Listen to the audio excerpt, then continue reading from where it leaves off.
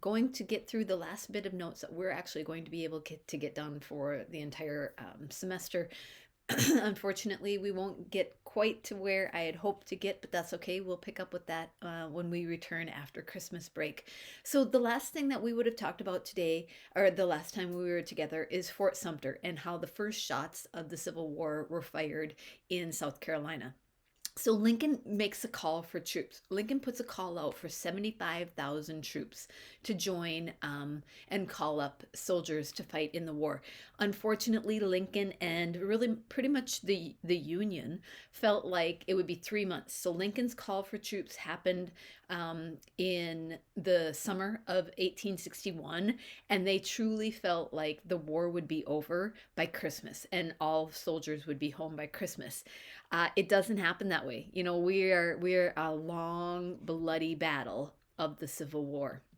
So, the Union victory in the Civil War. Now, keep that in mind. You have this sheet. The Union victory. The Union won, but it was a long, long fought battle.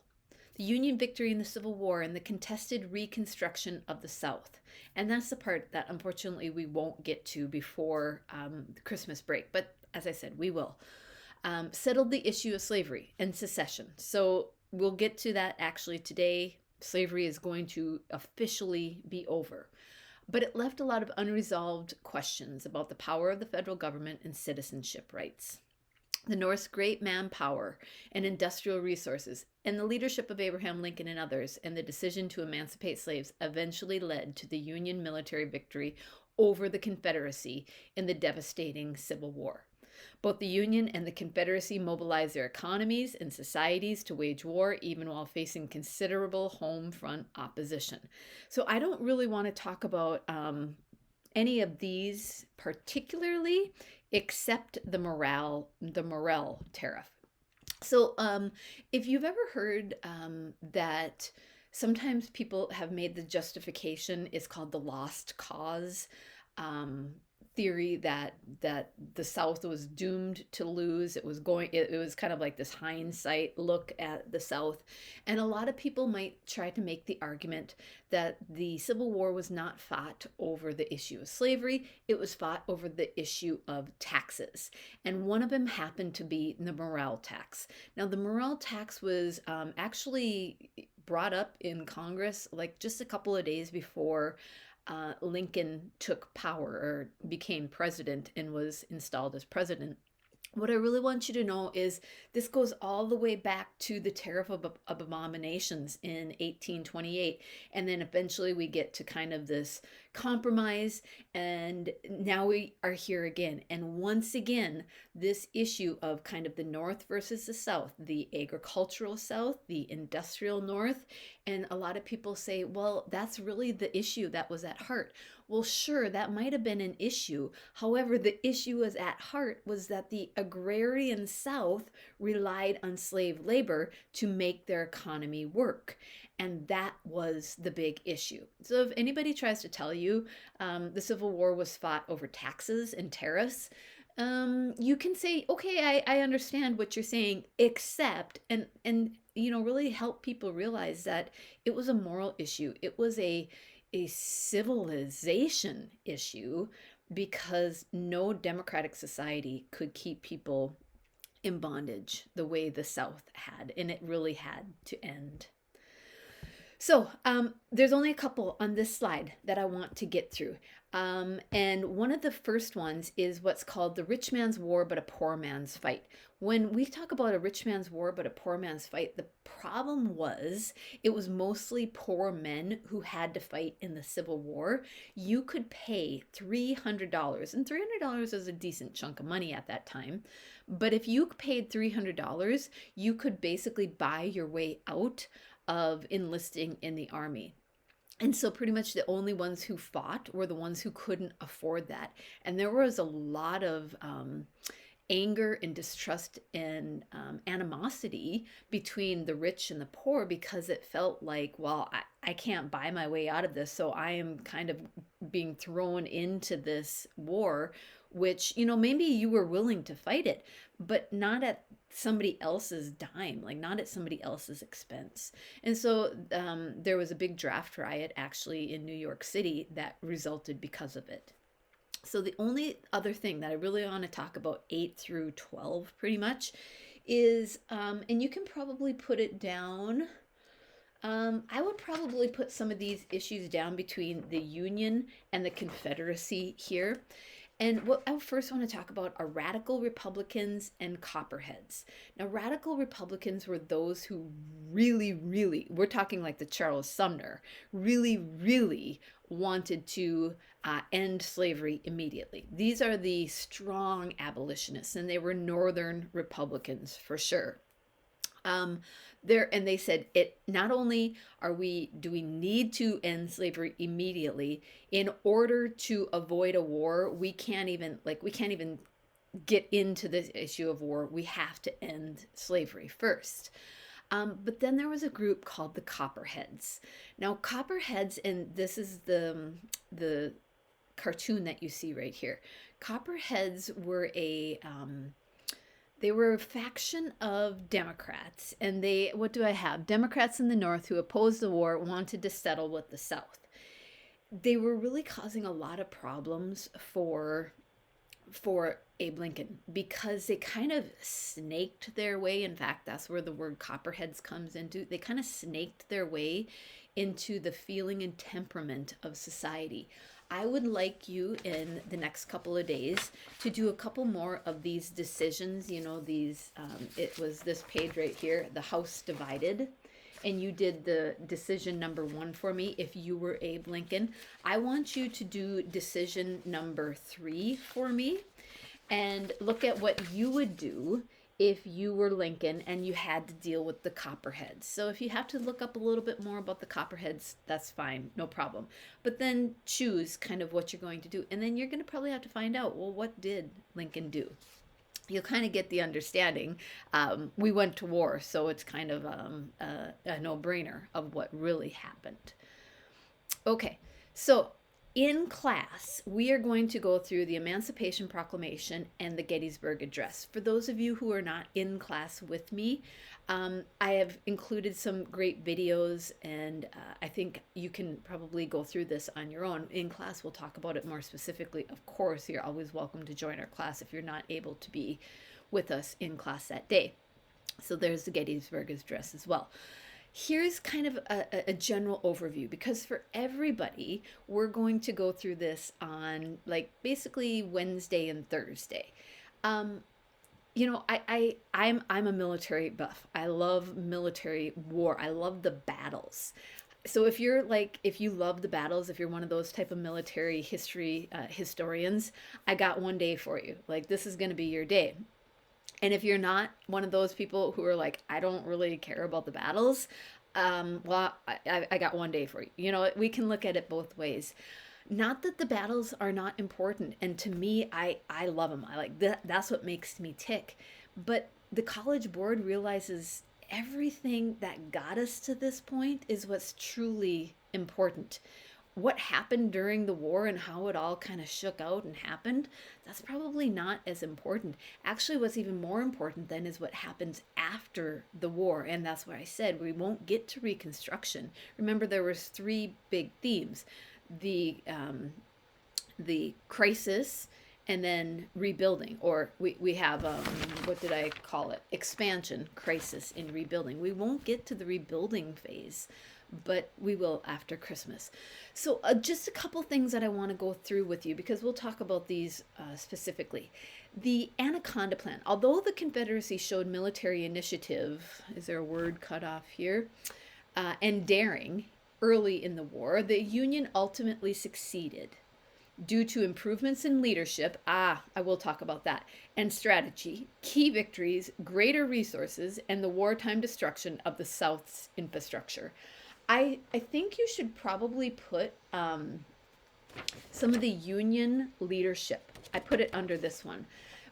What we saw was Abe Lincoln made some really probably good choices, tough choices, but he made some good choices in putting those in command of the Union forces when he did. So it starts out with Winfield Scott, and Winfield Scott was like, remember, he was like the big guy back in the Mexican American War. Well, Winfield Scott basically says, "I'm done. I'm too old. I'm giving this up."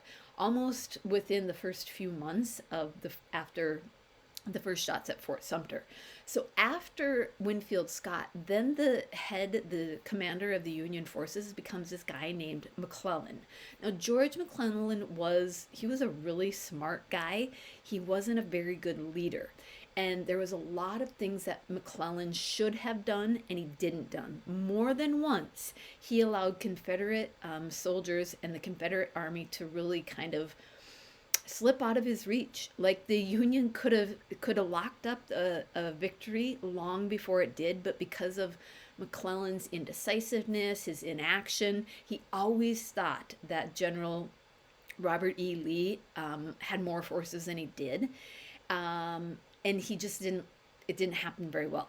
So Lincoln actually removes McClellan from his position as commander of the Union forces. Like that was a pretty big deal.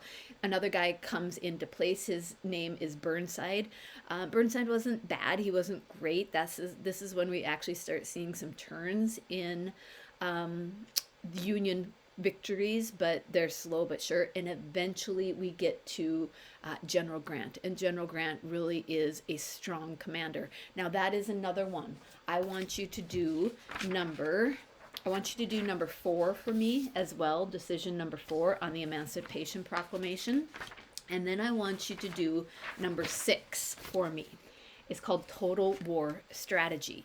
And what I want you to understand is General Grant he was a fantastic general, but he had his flaws. And all of the time that the Union is kind of transitioning constantly and trying to win this war, the Confederacy had one general.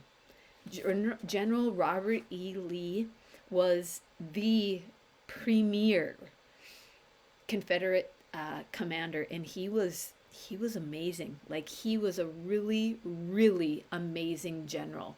And in fact, it was probably Robert E. Lee that saved the Confederacy as much as he did. Like I think they should have lost long before they did, but because of Lee's genius, he kept them in the war. And maybe that's not a good thing.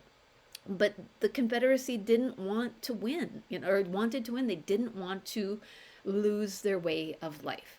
So part of it was called the Anaconda Plan. This is the Union. This is the Union's plan of how they were going. Think of what an anaconda is. It kind of is like a snake that kind of like, binds up and kills its victim. That's what the Union wanted to do. They thought that if they could, how did I put it, strangle the South and cut off all of their resources. And they would really do that through trade routes, especially on rivers. So we'll talk about Antietam, Gettysburg, Vicksburg, the Union's total war strategy, which is really this one right here. And then Sherman's March to the Sea. Sherman's March to the Sea, you can see that in that picture right there. And finally, Lee's surrender at Appomattox Courthouse. Now, Lee surrenders. Robert E. Lee finally surrenders Confederate forces at Appomattox Courthouse in 1865. So the war begins in 1861 and it goes until 1865. Those are that you need to understand that date. 1861 to 1865. He surrenders on April 9th, 1865. 5 days later, I don't know how many times we've said this. 5 days later, at Ford's Theater, Abraham Lincoln is shot by John Wilkes Booth. Abraham Lincoln goes to a theater production. If you've ever been to Washington, D.C., maybe you've been to Ford's Theater, and John Wilkes Booth shoots Abraham Lincoln, kills him dead 5 days after Lee's surrender, April 14th, 1865. So that means, my goal has been to kill Lincoln by Christmas. We've now achieved our goal. But I really hope you understand that that this is how the College Board really thinks. We go from Lee's surrender at Appomattox Courthouse to the Civil War amendments. We don't talk hardly anything about the war itself, and really not even a word of it, of Abraham Lincoln's death. However, that's kind of like, if we have to keep pacing, that's what we need to do, is to get past 1865. So I just want you to add this one thing on Civil War amendments right here about the 13th, 14th, and 15th Amendment. So Reconstruction and the Civil War ended slavery, altered relationships between the states and the federal government, and led to debates over new definitions of citizenship, particularly regarding the rights of African Americans, women, and other minorities. So the 13th Amendment abolished slavery. It abolished slavery. And look at when it was passed, in 1865. By 1865, the Union is quite certain that they are going to win the war. Like, it's inevitable at that time. And so the Confederacy knew that if, they were going to be back into the Union, there was no chance of slavery with the 13th Amendment. While the 14th and 15th Amendments granted African American citizenship, equal protection under the law, and voting rights. So the 14th Amendment happened in 1868. This gives equal protection and citizenship to all Black Americans. It's called due process. We will see the 14th Amendment come up many times, actually, later on in history. So it grants equal protection under the law, meaning now you are a citizen and you should be treated as such. And the 15th Amendment happens in 1870, and this gives Black men the right to vote. Now, what I will say is, and we'll talk about this as we get into, after we come back from Christmas break in Reconstruction, there were still poll taxes. Like, you had to pay to vote. There were still literacy tests. In fact, I'm going to show you a literacy test up until 1960s in Alabama, of how hard it was to pass a literacy test. There was a lot of intimidation happening at the voting booth. So even though the 15th Amendment gave voting rights to Black men, it didn't completely make everything right and equal. So that's it. When you come to class with me, the following day, we are going to look at these Civil War battles a little more particularly, so you get a better understanding of what really happened. All right, so until we meet again, talk to you later. Goodbye.